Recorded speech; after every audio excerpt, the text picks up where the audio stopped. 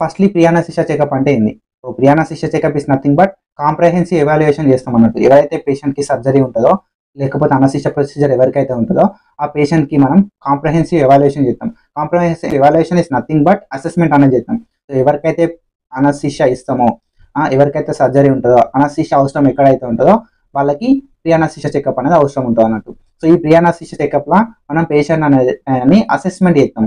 So ఆయన health condition ఎట్లుంది అనేది మనం అసెస్మెంట్ చేస్తాం. ఆయన హిస్టరీ తీసుకుంటాం. అంతకుముందు సర్జరీ ఏమైనా అయిందా? ఆ సర్జరీలో ఏమైనా డిఫికల్టీస్ ఫేస్ చేసిందా? సో ప్రతి ఒక్కటి కూడా మనం డిస్కస్ చేస్తాం. సో పేషెంట్‌ని హిస్టరీ అడిగి తెలుసుకుంటాం. So main goals of PSC ఏంది అంటే పేషెంట్ ఓవరాల్ హెల్త్ ఎట్లుంది అనేది మనం తెలుసుకుంటాం.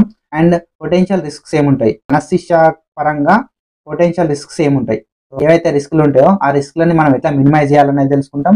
అండ్ ఎఫెక్టివ్ అనస్థీషియా ప్లాన్ ని కూడా డిజైన్ చేద్దాం. So these are the goals of pre anaesthesia checkup.